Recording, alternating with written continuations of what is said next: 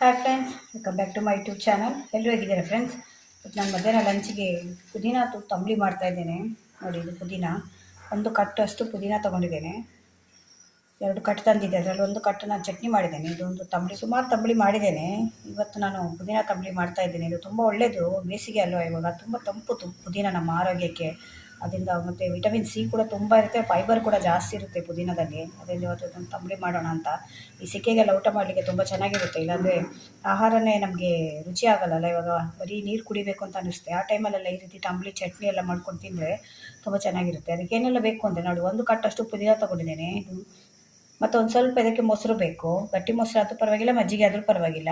ಒಂದು 2ರಿಂದ 3 ಹಸಿಮೆಣಸಿನ್ಕಾಯಿ ತೊಗೊಂಡಿದ್ದೇನೆ. ಇದು ಖಾರ ಇಲ್ಲ, ಅದನ್ನು ನಾನು 3 ತೊಗೊಂಡಿದ್ದೇನೆ. ಖಾರ ಆದರೆ 1 ಹಾಕಿದರೆ ಸಾಕು, ತುಂಬ ಖಾರ ಆಗುತ್ತೆ. ಮತ್ತೊಂದು ಸ್ವಲ್ಪ ತೆಂಗಿನ ತುರಿ, ಹಸಿ ತೆಂಗಿನ ತುರಿ ಬೇಕು ಇದಕ್ಕೆ. ಮತ್ತೊಂದು ಸ್ವಲ್ಪ ಇದು ಜೀರಿಗೆ ರುಬ್ಕೊಳ್ಳಿಕ್ಕೆ, ಇದ್ರ ಜೊತೆ ರುಬ್ಕೊಳ್ಬೇಕು. ಒಂದು ಸ್ವಲ್ಪ ಅರ್ಧ ಸ್ಪೂನಷ್ಟು ರುಬ್ಕೊಳ್ಳಿಕ್ಕೆ, ಮತ್ತೊಂದು ಅರ್ಧ ಸ್ಪೂನಷ್ಟು ಒಗ್ಗರಣೆಗೆ. ಬನ್ನಿ ಇವಾಗ ಇದನ್ನು ಮೊದಲು ರುಬ್ಕೊಂಡು ಬರ್ತೇನೆ. ಪುದೀನ ಮತ್ತು ತೆಂಗಿನಕಾಯಿ, ಹಸಿಮೆಣಸಿನ್ಕಾಯಿ, ಜೀರಿಗೆ ಹಾಕಿ ರುಬ್ಕೊಂಡು ಬಂದು ಆಮೇಲೆ ನಿಮಗೆ ತೋರಿಸ್ತೇನೆ. ಇವಾಗ ಇದನ್ನು ರುಬ್ಕೊಳ್ತಾ ಇದ್ದೇನೆ. ನೋಡಿ, ಪುದೀನ ಹಾಕಿದ್ದೇನೆ. ಕೆಲವರಿಗೆ ಹೇಗೆ ಅಂದರೆ ಪುದೀನ ಇದು ಹಸಿಯಾಗಿ ರುಬ್ಕೊಳ್ತೇನೆ ಪುದೀನನ. ಕೆಲವರಿಗೆ ಹಸಿ ಸ್ಮೆಲ್ ಆಗೋಲ್ಲ ಪುದೀನದ್ದು. ಆಗ ಏನು ಮಾಡಿ ಅಂದರೆ ಸ್ವಲ್ಪ ನೀವು ಫ್ರೈ ಮಾಡಿಕೊಂಡ್ರೆ ಆಯಿತು. ಜೀರಿಗೆ ಹಾಕಿ, ಹಸಿಮೆಣಸಿನ್ಕಾಯಿ ಹಾಕಿ ಸ್ವಲ್ಪ ಫ್ರೈ ಮಾಡ್ಕೊಳ್ಳಿ. ಹಸಿ ವಾಸನೆ ಆಗದವರು, ಹಸಿ ವಾಸನೆ ಆಗುತ್ತೆ ಅನ್ನೋರು ಹಾಗೆ ರುಬ್ಕೊಳ್ಬೋದು. ನಾನು ಹಾಗೆ ರುಬ್ಕೊಳ್ತಾ ಇದ್ದೇನೆ, ಯಾಕೆಂದರೆ ನಮಗೆ ಪುದೀನದ್ದು ಫ್ಲೇವರ್ ತುಂಬ ಇಷ್ಟ. ಅದರಿಂದ ಹಾಗೆ ರುಬ್ಕೊಳ್ತಿದ್ದೆ. ಅದು ಏನು ಗೊತ್ತಾಗಲ್ಲ ಸ್ವಲ್ಪ ಕೂಡ.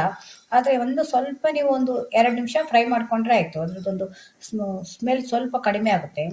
ರುಬ್ಕೊಳ್ತಾ ಇದ್ದೇನೆ. ರುಬ್ಕೊಂಡು ಬಂದು ಆಮೇಲೆ ಮತ್ತೆ ನಿಮಗೆ ತೋರಿಸ್ತೇನೆ. ನೋಡಿ, ಈಗ ರುಬ್ಕೊಂಡಿದ್ದೇನೆ. ಈ ರೀತಿ ಆಗಿದೆ ನೋಡಿ.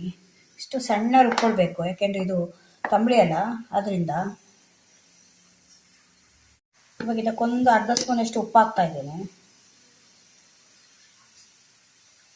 ಒಂದ್ಸಲ ಮನೆಯಲ್ಲಿ ಟ್ರೈ ಮಾಡಿ ನೋಡಿ. ಇಂಥ ಫುಡ್ಡೆಲ್ಲ ಆದಷ್ಟು ನಾವು ಯೂಸ್ ಮಾಡಬೇಕು, ಯಾಕಂದರೆ ಇದರಲ್ಲಿ ವಿಟಮಿನ್ಸು, ಮಿನರಲ್ಸು ಎಲ್ಲ ಇರುತ್ತೆ. ಐರನ್ನು, ವಿಟಮಿನ್ ಸಿ ಎಲ್ಲ ಕೂಡ ಇರುತ್ತೆ ಈ ಸೊಪ್ಪುಗಳಲ್ಲಿ. ಫೈಬರು ಎಲ್ಲ ಇರುತ್ತೆ. ಇಂಥದ್ದೆಲ್ಲ ತಿಂದರೆ ನಮ್ಮ ಆರೋಗ್ಯ ಕೂಡ ಸುಧಾರಿಸುತ್ತೆ. ಆವಾಗ ನಾವೆಲ್ಲ ಮಾತ್ರೆ ಎಲ್ಲ ತೊಗೊಳ್ಬೇಕು ಅಂತಿಲ್ಲ. ಇವಾಗ ಇದಕ್ಕೊಂದು ಕಪ್ಪಷ್ಟು ಮೊಸರು ಹಾಕ್ತಾ ಇದ್ದೀನಿ. ಮೊಸರು ಇದ್ರೂ ಸರಿ, ಮಜ್ಜಿಗೆ ಇದ್ರೂ ಸರಿ, ಯಾವುದಾದ್ರೂ ಪರವಾಗಿಲ್ಲ, ಯಾವುದಾದ್ರೂ ಹಾಕ್ಕೊಳ್ಳಿ. ಬೆಣ್ಣೆ ತೆಗೆದ ಮಜ್ಜಿಗೆ ಇರುತ್ತಲ್ಲ, ಅದು ಕೂಡ ಹಾಕ್ಕೊಳ್ಬೋದು.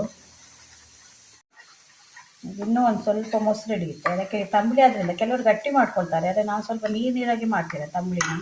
ಇನ್ನೊಂದು ಸ್ವಲ್ಪ ಮೊಸರು ಹಾಕ್ತಾ ಇದ್ದೇನೆ. ಇದೆಲ್ಲ ಊಟ ಮಾಡ್ತಾ ಇದ್ದೇನೆ. ನಿಮಗೆ ತುಂಬ ಇನ್ನೂ ಊಟ ಮಾಡಬೇಕು ಅನಿಸುತ್ತೆ, ಹಸು ಜಾಸ್ತಿ ಆಗುತ್ತೆ, ಅಷ್ಟು ಚೆನ್ನಾಗಿರುತ್ತೆ. ಒಂದ್ಸಲ ಮನೆಯಲ್ಲಿ ಟ್ರೈ ಮಾಡಿ ನೋಡಿ. ಇವಾಗ ಇದನ್ನು ಮೊಸರು ಹಾಕಿದ ಮೇಲೆ ಚೆನ್ನಾಗಿ ಮಿಕ್ಸ್ ಮಾಡಿ ಆಮೇಲೆ ಇದಕ್ಕೊಂದು ತುಪ್ಪದಲ್ಲಿ ಒಗ್ಗರಣೆ ಕೊಡಬೇಕು. ಮಿಕ್ಸ್ ಆಗಿದೆ ಚೆನ್ನಾಗಿ. ಇವಾಗ ಇದಕ್ಕೆ ತುಪ್ಪದಲ್ಲಿ ಒಂದು ಒಗ್ಗರಣೆ ಕೊಡೋಣ. ಇವಾಗ ತಂಬಳಿಗೊಂದು ಒಗ್ಗರಣೆ ಮಾಡ್ತಾ ಇದ್ದೇನೆ. ಅದಕ್ಕೆ ತುಪ್ಪದಲ್ಲಿ ಒಗ್ಗರಣೆ ಕೊಡಬೇಕು ತಂಬಳಿಗಳಿಗೆ, ಏಕೆಂದರೆ ರುಚಿ ಕೂಡ ಚೆನ್ನಾಗಿರುತ್ತೆ, ಫ್ಲೇವರ್ ಕೂಡ ಚೆನ್ನಾಗಿರುತ್ತೆ. ಎಣ್ಣೆಯಲ್ಲಿ ಕೂಡ ಕೊಡ್ಬೋದು, ಅದೇ ತುಪ್ಪದಲ್ಲಿ ಕೊಟ್ಟರೆ ತುಂಬ ಚೆನ್ನಾಗಿರುತ್ತೆ. ಇದಕ್ಕೆ 1 ಸ್ಪೂನಷ್ಟು ತುಪ್ಪ ಹಾಕ್ತಾ ಇದ್ದೇನೆ. ಅದಕ್ಕೆ ಜೀರಿಗೆ ಮತ್ತು ಸಾಸಿವೆ ಅಷ್ಟೇ ಒಗ್ಗರಣೆಗೆ. 1 ಸ್ಪೂನಷ್ಟು ಸಾಸಿವೆ, ಮತ್ತೊಂದು ಸ್ಪೂನಷ್ಟು ಜೀರಿಗೆ. ಕೆಲವು ಜೀರಿಗೆ ಮಾತ್ರ ಹಾಕ್ತಾರೆ ಒಗ್ಗರಣೆಗೆ, ಸಾಸಿವೆ ಕೂಡ ಹಾಕಿದ್ರೆ ಸ್ವಲ್ಪ ಫ್ಲೇವರ್ ಚೆನ್ನಾಗಿ ಬರುತ್ತೆ. ಮತ್ತೊಂದು ಸ್ವಲ್ಪ ಕರಿಬೇವು. ಇಷ್ಟೇ ಒಗ್ಗರಣೆಗೆ. ಬೇಕಿದ್ರೆ ನೀವು ಕೆಂಪು ಮೆಣಸಿನ್ಕಾಯಿ ಹಾಕ್ಕೊಳ್ಬೋದು. ಕೆಂಪು ಮೆಣಸಿನ್ಕಾಯಿ ಬರುತ್ತಲ್ಲ, ಒಣಮೆಣಸಿನ್ಕಾಯಿ, ಅದನ್ನು ಕೂಡ ಒಂದು ಹಾಕ್ಕೊಳ್ಬೋದು. ಇವಾಗ ಇದು ಒಗ್ಗರಣೆ ಆದಮೇಲೆ ತಂಬಳಿಗೆ ಹಾಕೋಣ. ನೋಡಿ, ಈಗ ಒಗ್ಗರಣೆ ಆಯಿತು. ಇಷ್ಟು ಒಳ್ಳೆ ಘಮ ಬರ್ತಾ ಇದೆ ಅಂದರೆ ಅದು ತುಪ್ಪದಲ್ಲಿ ಒಗ್ಗರಣೆ ಮಾಡ್ತಾ ಇದ್ದೀವಲ್ಲ, ಅದರಿಂದ ಅದು ರುಚಿ ಮತ್ತೆ ಚೇಂಜ್ ಮಾಡುತ್ತೆ. ಅದು ತಂಬಳಿದ್ದು ತುಪ್ಪದಲ್ಲಿ ನಾವು ಒಗ್ಗರಣೆ ಕೊಟ್ಟರೆ.